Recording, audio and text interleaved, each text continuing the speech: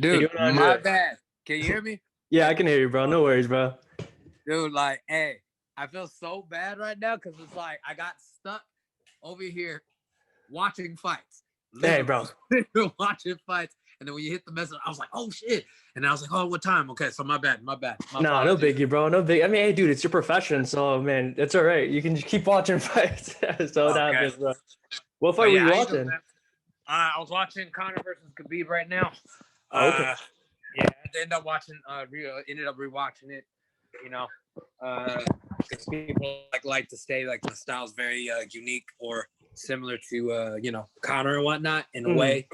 And with that, I already know majority they say there'll be like the opposite weakness for me would be like people like Khabib, but mm. in reality, I actually have decent wrestling. So I think I fall suit in the right directions on that. Yeah, How but you doing? and I feel like that's like a nice segue. So like, especially with the big fights this Saturday, so like, who do you got in that fight with Habib and Gaethje? I mean, crazy fight. A lot of people are saying that Gaethje's the worst matchup for Habib, and he can probably give him um, like the biggest test. So like, do you agree with that statement or? I definitely do agree with that one because just like I stated, I continue to say this, and it might not end up holding water to a lot of people, but Khabib went through like a whole emotional roller coaster, with his father and everything. By R.I.P. to him, but on that situation, and Gaethje is that type of person that's like he's built off of a straight strong belief. Mm, Like it's like if America was somebody that needed a face, and I know a lot of people be saying like, it's Covington, it'd be like, nah, it's Gaethje. mm, But Gaethje's like that down south, hey, I'm from the slump and I'm about to throw. Like, mm, this is like what I 100%. do. Like this is that American look, like, hey, I'm about to do it. So my thing is my money ends up saying early Gaethje, but it somehow wants to get out of his slump or whatever his mindset is, or he might not even be in the mindset. He might just drag him underwater. Mm. So it's a coin toss on that one. But early Gaethje, late could be. Yeah, definitely agree with that. And then that co-main event with Jared Cannonier and Robert Whitaker, lots at stake on that fight. So especially with Israel Adesanya saying that like if Cannonier wins, he'll get the next shot. So do you think Cannonier pulls it off, or Whitaker gives him a run for his money and kind of lets everyone know like, hey, you must have forgot. Like I was the champion for a while in this division. So Well, truth be told, like I want the other dude to kind of win because I want him. I want another person to end up having another chance to fight it for the belt. But Whitaker, again, he did take a long layoff with all his drama and stuff until he ended up coming back. So his tune-up fight was, Israel. So it's mm, like that's like not the best. But when you're champ, you don't get you don't get tune-up fights, and that's why I mm, always give people like people right now ain't giving like Connor his respect. But it's like you gotta have to give him respect because his tune-up fight was Khabib, you know, 100%. and wasn't if he wasn't healthy or whatever the case might be, but that was his tune-up fight. And I think if he would have had a tune-up fight and then fought Khabib, he would have killed him. But since he Mm, has that championship mind state type thing, like it's bump all that, let's just go, like mm, and I'm the same way. My eyes is, hey, give me the opportunity or the chance, we about to fight, like mm. straight up. 100%, dude. 100%. Alrighty, brother. And then, yes, I mean, let's just segue right into your career, dude. So, like, with the few fighters that I've interviewed, I've always asked them, like, how did they get into the sport and how did they, like, got into, like, combat sports? Most of them said that, like, they started from, like, a real early age. But, like, I was doing a little research on you and, like, you actually played football, track in high school. So, like, did you originally start, around the same time, like, martial arts or any like striking sport, or it was kind of like later on in life? Well, it was early in my ages. I started out actually with taekwondo slash wrestling, Mm, so it was like my base of mm, things. Just back then, like my parents knew where we are from, type of thing, and all the moving places that you got to have to understand. Like you're gonna be in a situation where you have to fight. Like like I might get placed in there. It's like we went from the hood and moved out, but the place we moved out to was another hood, and it just kind of drifted until we got to a good spot. But that good spot was basically more of a like racial, attack type place. mm, So it was based on a lot of fighting, So it was taekwondo, wrestling to boxing, and then and I just ended up coming like very decently good with everything. I was good at it, but it was one of those play football, run track, play basketball. It was one of those things like something's going to get us out of here. So Mm. play one of these sports, get us out of here, and then we kind of go from there, But everything's always like rain or deranged in like in a direction where people end up understanding that life will take you where it needs to take you, and what it ended up taking, like my whole life has been nothing but fighting, fighting for you know situations or getting having a better life or whatever the case might be into the cage. So it kind of just it was more befitting. My mother ended up telling me like, hey, I think you should fight, and from there it was like, nah. And then more and more time goes by, they always say mother knows best. 100%. Yeah. Yeah. And it was like during that time, like you said, it's like life kind of has a way of kind of like drifting you into the path that you're supposed to be on. But like, I mean, we were all like young kids once. So like, we think that we know more than our parents. So like during that time where you like, no, like I think football and track is gonna be my pathway. So instead of like when your mother was like, oh, I think you should go into fighting, did you kind of give her a little pushback, or was it like, you know what, I think you're right, mom. Like I'm gonna go down this path. Now it was a little. I went the pushback route because the pushback route was one of those like, mom, I'm like kind of cute. It was like in that, I was in that stages of like women were all the way in, and it's like I'm trying to date, Mm. and I, and at the time I was like talking to like one of the most bad people in, that was like placed on this earth to me, it was like at that time I'm like, yeah, I'm talking to her. I was like, mom, I'm cute, ain't don't need no time for fighting, like, I was like, had I had like long curly hair type thing with a little shoestring popping out, and like when I turned, like the hair just drizzle, in the air with it, like glitter just popped up out of there, or little sparkle shots. And Mm. I'm like, yeah, man. I was like, man, I'm too cute to be fighting, man. Like, I was like, I can run track, like, I can run track and go football, like, so it was the football and track thing, but that was my mindset because at the time I was really fast, and at the time I was really good at football. So in reality, I was going to do that, get the walk on for track, and then just walk on to, or get the scholarship for track and walk on to any football, like whatever team. And at the time it was going to be UCLA. So I was going to easily just walk up on there. Because at the end of the day, at that time, this is where if you ended up running a 4-2, like a 4-2, 4-1, 4-2 type thing, you automatically walk on to an NFL. At that time, I was hitting 4-2s with ease. Like, it wasn't hard. It wasn't one of those things like, like everybody else was like mad shocked. And it was just like, dang, this dude's really fast. And then they see me on the track, and it's like, well, because he's a track star. Like, so everything was like a steady, it was like place. So at the time, if I would have went that route, 100%, I basically would have probably walked on to like NFL. I was even going to try for like the Angels or something. Mm. Like, I was like really fast. So that's always like one of those things I had an advantage on. Okay. And I mean, especially since you played football, do you have a specific team you rooted for, especially in the California area? Were you a Niners fan, Raiders fan? Oh, heck no. I want to say hell, but all right, I just said it, so hell no. That's all Look, right, bro.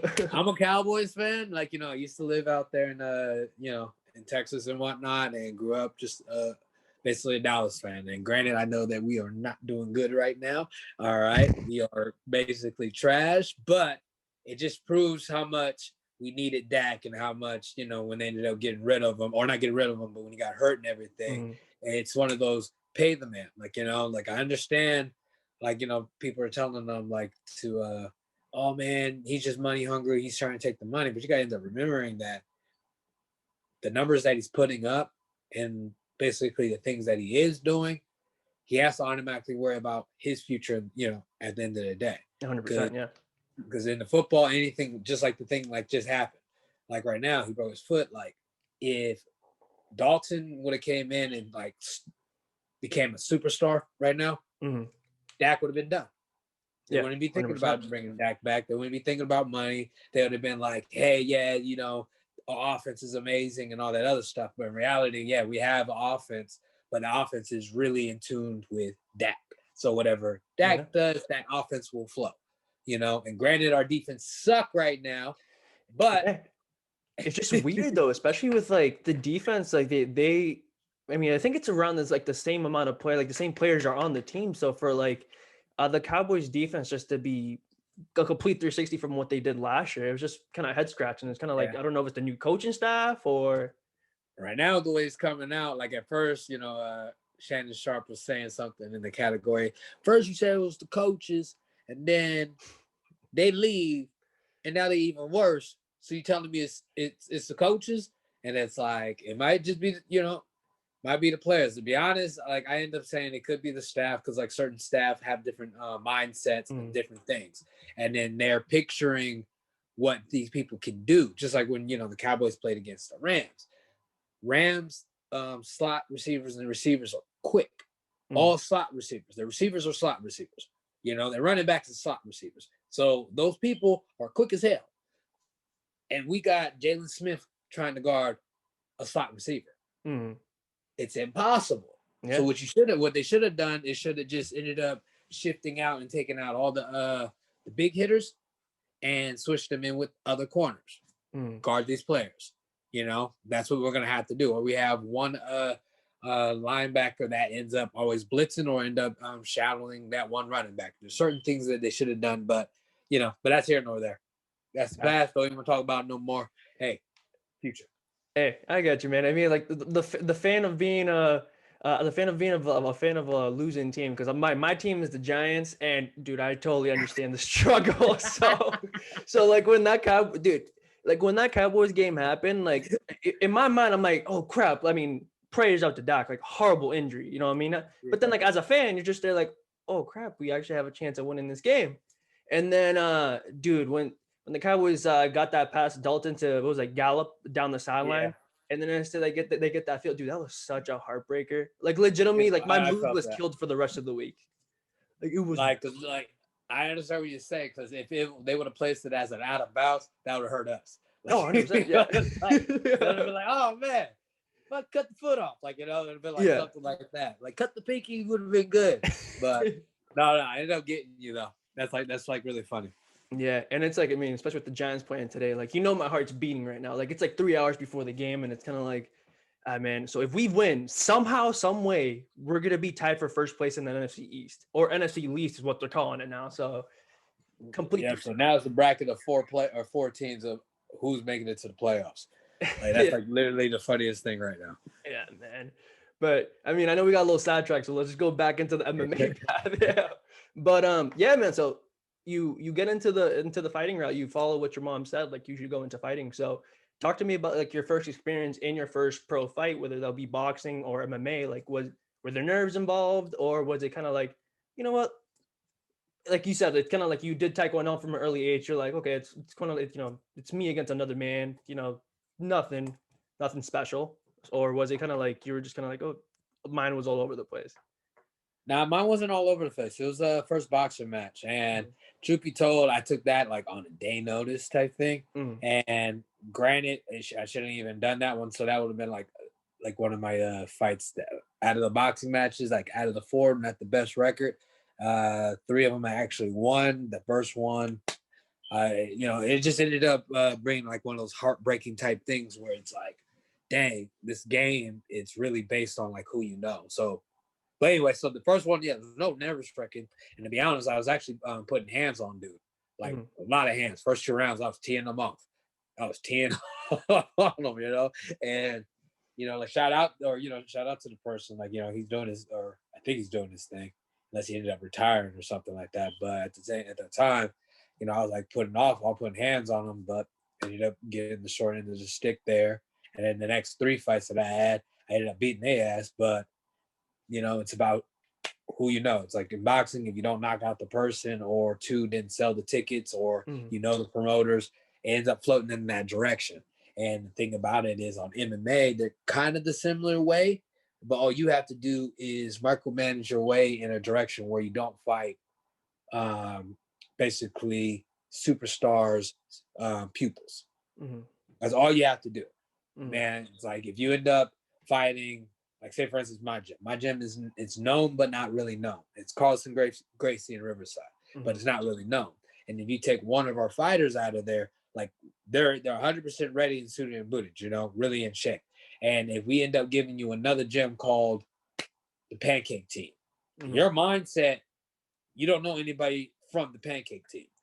So in other words, you're gonna judge as in simple as in who you feel or think that won that fight, and that's like on the build up promoter type things, like the lower league of the damn word. What was that, the promotion?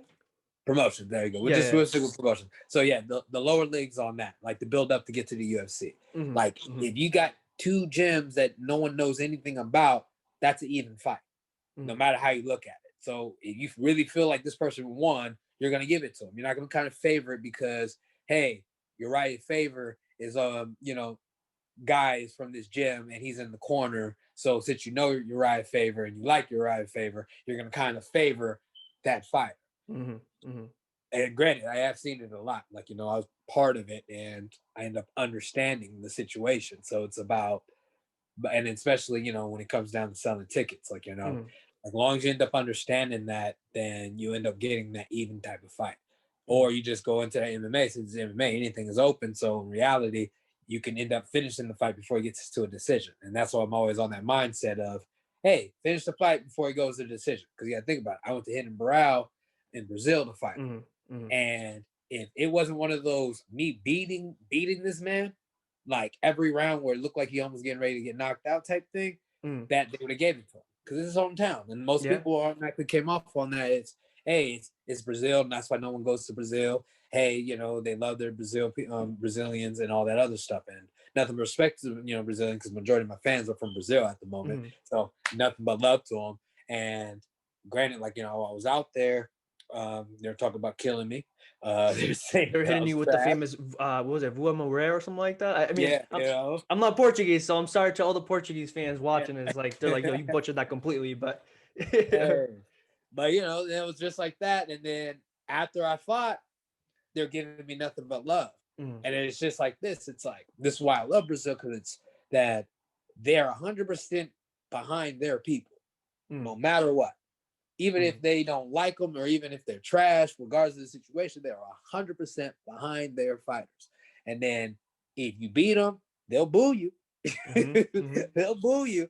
After they clap a little bit, then they'll boo you a little bit more. And then when they see you on the outside, they'll be out there trying to take pictures with you. And it's like, it's automatically love. Like, you got to think about it. If you come to my hometown, like, as in football, like, you're a Giants fan, I'm a Cowboys fan. Like, when you score, when your team score, you're gonna be cheering for them, even if y'all down by 20 fucking points. 100%.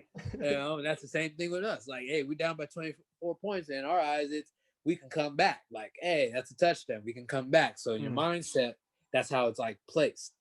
So nothing but respect and love to Brazil. Definitely want to fight out there again, or just visit, one or the other.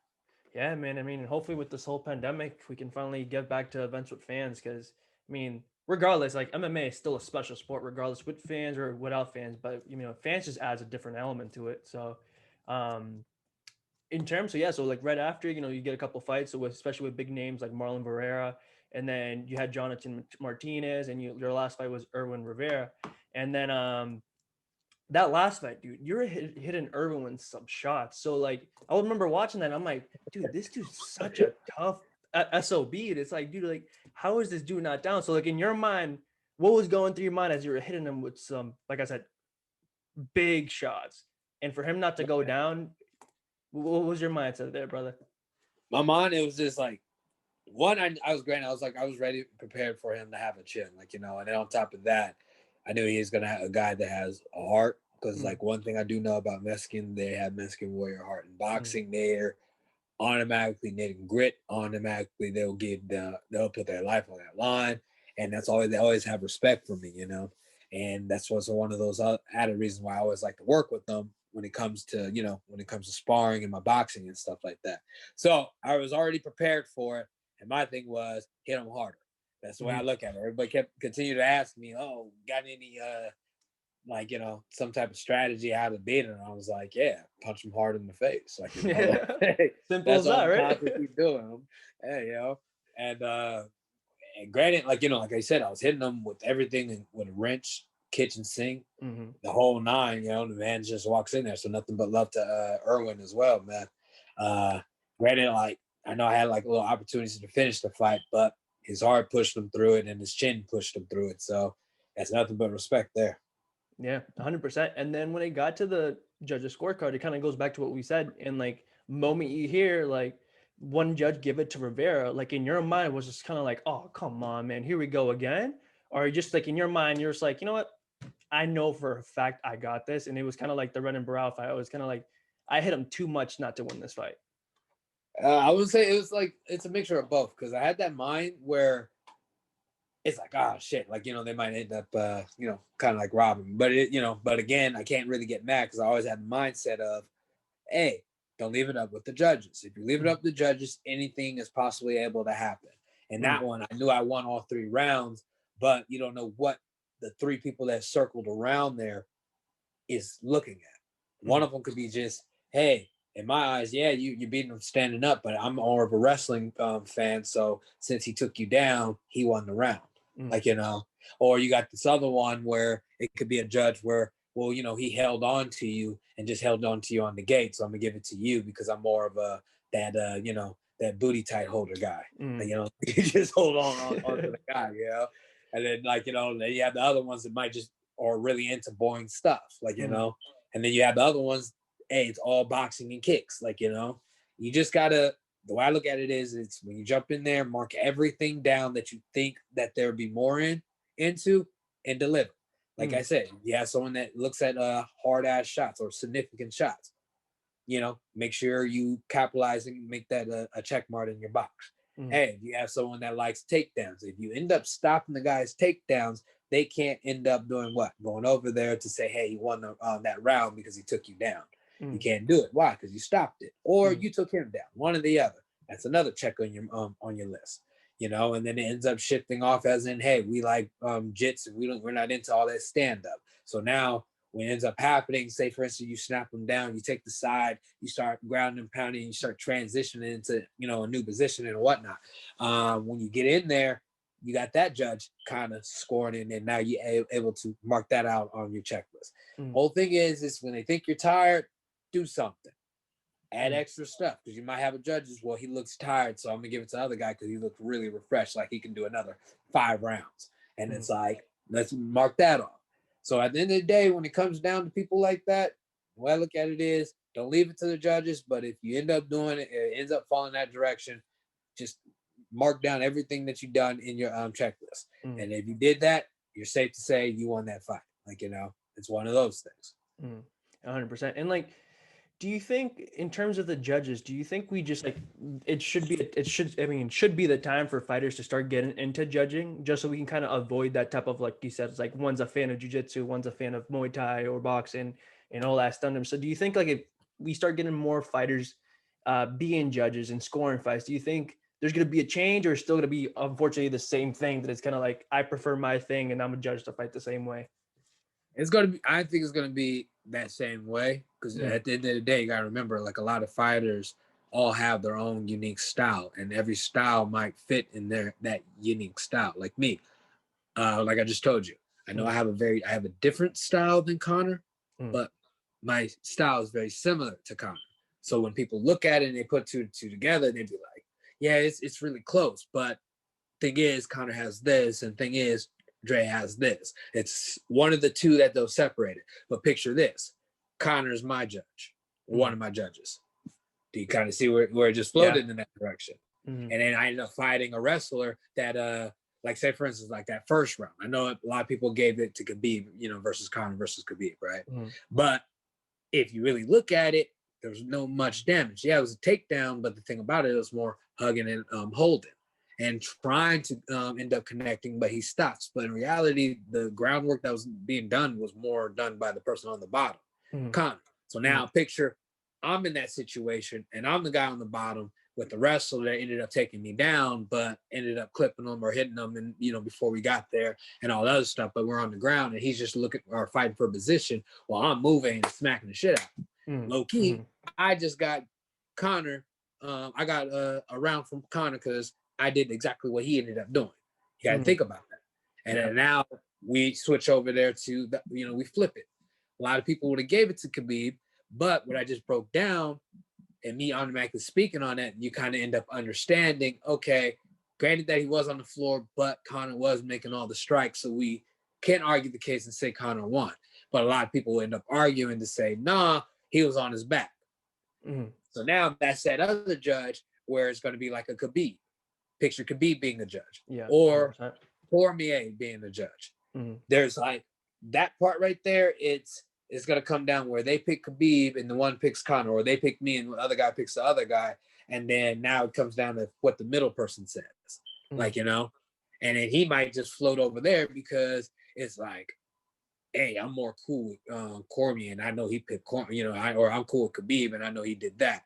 Or he might say, hey, I'm more cool with Conor, so I'm gonna go ahead and do that. Or you might just catch it on so that he ain't even really looking at it, so the dude just marks off on it. Mhm. I'm just saying, you got a lot of fighters, so everybody has their own style. So fighters becoming judges, I don't think it's a smart idea, but it is what it is. And then they're saying about letting the people see the scorecards. I don't end up seeing like that's honestly a beneficial type situation where it could be and it can't be. Meaning, if it's 1-1 and they end up sharing it, then that's smart. But if it's one where the person is winning the first 2 rounds and they end up showing it, like, hey, you're losing by 2 rounds, look it up there. Now or that you say, hey, you're winning by 2 rounds, look at the score up there. It'll end up changing the style of everybody moving. Like, like if you have the urgency, like, hey, they might have gave the other guy that round, you're going to try to fight. Like, if they say it's a draw, they're going to try to fight. Yeah, but if it says something like you're up by 2, we're going to end up seeing basically a fighter run around the cage, not trying to get hit or not trying to, try to survive. So it's little small things like that. So everything kind of like has its like, pros and cons. Yeah, 100%. I mean, and especially with the sport being, fairly new compared to like, the boxing or other striking sports, I feel like it's kind of one of those things, like you said, it's kind of like, we'll see how it goes. We'll see how it goes. Yeah, man. So you're on a 2-fight win streak. So, like in my mind, what I was, matchmaking in my little room saying like, okay, so like Andre, he could have that other fight with Cheeto, but then like there's rumors that Cheeto might have gotten a match with Jose Aldo. So with that match out of the way, do you have anyone like that you want to fight next? Any name that comes to mind, or is kind of like one of those, whoever the UFC puts up in front of me, I'm game. Well, it's basically whoever they put up in front of me on game, but they already know like my mindset is to fight Cheeto, and I end up being a replacement for Cheeto or Aldo. But I know is that I'm aiming to fight twice or 2 more times by the end of the year. So if I'm able to get one in like the next couple of weeks, we'll make that happen. And if I follow suit in becoming an alternate in that fight in December, or even just jumping on the card, I'm automatically game. So at the end of the day, bantamweight is basically my weight class. And granted, I know like I'm 4-2 in it, but I'm going to end up killing the game and go on like another win streak by putting hands on everybody. 100%, man. 100%. All right, brother. But because I do know you said like after your fight against Irwin, you're like, oh man, I want to go to Abu Dhabi and this and that. So like, how bummed out were you that you're just like, well, Fight Island's happening and I'm not there? You know what I mean? Was it? I was sad because like I had to hit up my manager. I was like, all right, so I see that I'm not going to Abu Dhabi. He was like, yeah, Dre. I was like, all right, so I was like, let's try to like sink me in by the end of November or something like that, where but obviously it comes down to it where my name was brought up, and it was brought up to a lot of the fighters, but they didn't end up picking me. They ended up picking somebody else. So it is what it is. Not everybody's going to fight me, and not everybody's going to want to fight me, and then you're going to have a lot of people that's going to just want to rip my neck off. So I just got to find the ones that want to rip my neck off so I can go ahead and fight. You feel me? And like 100%, and like you said, like I mean, hopefully, just in case something happens with that Aldo Vera match, you can just jump right in. Or if anything, like there's that rumored McGregor Poirier card supposedly happening in January. Hey, so if you get on that, hey, goal is actually that too, because I ended up saying like I want to fight 2 more times and then turn around and start of January fight again, because like I was on a 7-month layoff, like I don't want to say layoff, but 7-month force of leave and I can't come back type thing. And when I come back, it was Irwin. So now I kind of want to it's like I feel like I'm on catch up mode because like a lot of people in my weight class already fought 3 to 4 times, like and I only fought twice. So let me get one more in or two more in, and then start the beginning of the year on Conor McGregor's card, which I think that would be like a straight W in my eyes. Mm. You know? Yeah, So so 100%, brother. Yeah, especially so since it's gonna be in Dallas. You feel me? yeah, there you go. There you go. Especially the home of the Cowboys. I mean, Yeah. I don't know if they're gonna be in the playoffs by that time. But then again, I Yeah, can't be I don't talking think that so. much ish. Hey, the way that our conference is, there's like at least a 45% chance of us making it. Mm. And I'm gonna slap your Giants about 25 right now. Hey, I don't know, man. After that last match, dude, I think we have a shot at beating you guys next time. But then again, You might be right. who knows? Because I I We're want stuck Daniel in Jones to preseason. be something, but like I don't know what's happening, man. It's kind of like the Cowboys defense. It's like last year they showed up, he showed up, and then this year it's kind of like what's happening, man. Like I miss Eli, you know what I mean? Yeah, I feel you. I feel you. But right now, we're still stuck in preseason. I don't care what anybody says. We're in Yeah. preseason. Games start next week or this Sunday. So there it is. 100%, man. That's the mentality of a fan of a losing team. I'm on the same boat. Hey. If you're a Chiefs fan or whatever team's up there right now, they're like, hey, season started a month ago. We're riding a high right now. Like, hey, but I'm mad at it. Yeah, brother. But yeah, man, I think that's all I have for you today. So, man, like, I really appreciate the time, man. It really means a lot. Like I said, it's like this is something I want to do as a career. So, for fighters like you and others that give some time for someone that's trying to make a name into this field, it really means a lot. So, thank you, brother. And hopefully, we can do it again. Hopefully, it's We whenever will like, do it again. yeah, thank you, brother. And like, Yeah. hey, who knows? It might be the next Cowboys Giants week, so we can get a little trash talk going on there. All right. It sounds like a plan. And I think we play in the next 4 or 5 weeks. Around there, brother. Around there. We'll go ahead and book me in on that game, that week of that game, and we'll go ahead and make sure to make that happen. Yes, sir, brother. All right, brother, man. So, like I said, thank you again, and bro, have a good day, brother. All right. Likewise. Thank you for having me. Yes, sir. Peace. Peace.